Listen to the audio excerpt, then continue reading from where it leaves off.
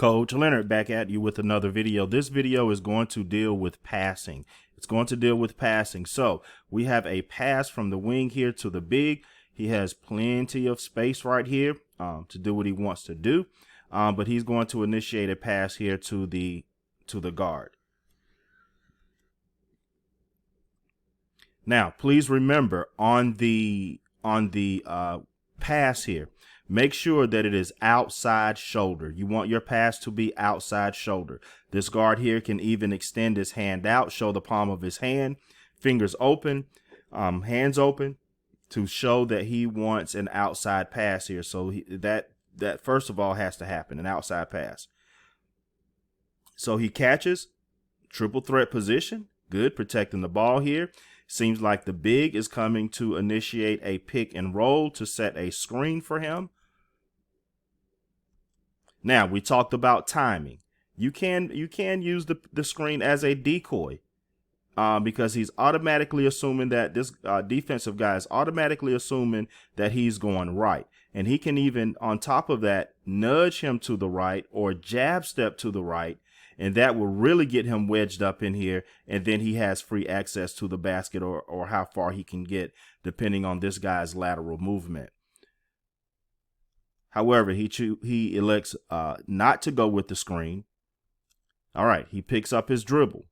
This is not going to be, if we look here, this is not going to be a good pass. Why? Because the defense, number one, is not close enough to him. And number two, the defense is directly in the passing lane. He is directly in the passing lane here. So here we get a deflection. The referee is standing here. So here we get a deflection. He actually puts his foot on it. No call there. So now it's a scramble for the ball. We call this a 50-50 ball. Nobody has possession of this ball right now. So we have to get the 50-50 balls. We got to get those. So who comes up with it after this deflection? The guard does, right in his hands, right in his hands. Now, what this big has to do, this is read and react right here. This entire team has gone from offense instantly to defense. So now what is he thinking? All right. He has to have great lateral movement, angle, and timing to jam this guy up on this sideline down here. That's a defensive man down there. He has that black line as a defensive man right here on his team. So he can use that. So if he can get here and jam him up, we want to keep the ball out of the center of the floor. We want to keep the ball in the sideline on the fast break with defense. Offensively, we want the ball in the center of the floor and a guy in each lane, ideally. But if I'm on defense here, what I want to do is jam this guy up. This guy, right now, he can't do anything. The only help he can aid is to help trap.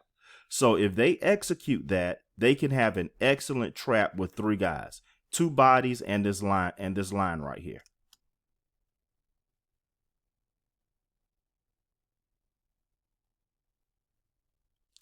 As you can see, that did not occur.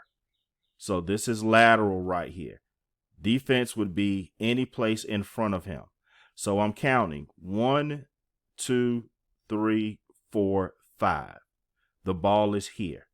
So right now, this is basically a 1-on-1. So this guy is the only guy right here left to defend. Bigs, we tell you to run where? In the center of the floor.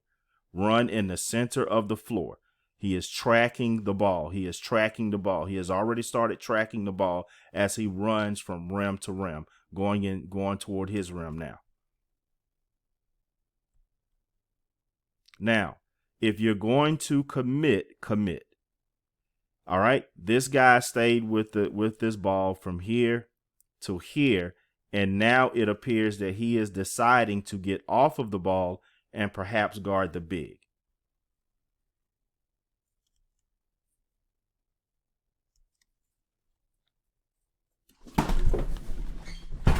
And a lizard just came in my house. All right. Thought I heard something. So he gives the ball up here. Now, this may seem to be maybe an early pass. Okay, you don't want to feed your bigs too early. That means that they will have to put the ball on the floor, take an extra step. So we run the risk of turning the ball right back over if we give the ball up too early to a big, not to discredit the bigs. However, it is perfect timing. Players, this is something that you need to do the next time you get to a court or a gym that has a 3-point line. You only need one dribble from the 3-point line. That's it. That's a drill that you can do. One dribble from the 3-point line, 2 steps, go up. There's this lizard again. Get off. Door's open.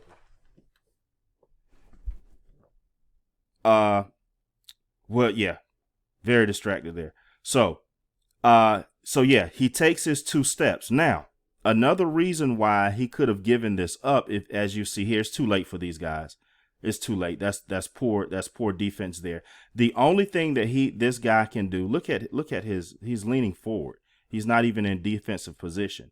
All right, the only thing he can do here is just stand tall and hope to absorb a charge or something. That is his only option to take the charge at this point.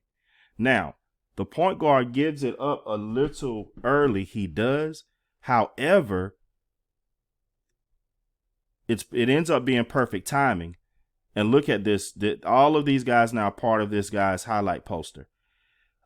He's obviously going to flush this. Go up strong and finish strong. He gives it up early enough. Not really early enough. It seemed a little early, but he has the option of getting the pass back. So let's say this guy played textbook defense on him. He had no option. He could have given him a little bounce pass or a shovel pass right here, and he could have finished. So make sure you fake a pass before you make a pass always. Always fake a pass. If you're going to make a bounce pass, then fake an overhead pass or a chest pass and then make your bounce pass. If you're going to make a bounce pass, then you're going to fake a chest pass or an overhead pass first and then make your bounce pass. In essence, what you need to do is move the defense in the opposite direction that you want to pass before you make the pass. It's been real. Catch you all on my next video as I get this lizard out of the house.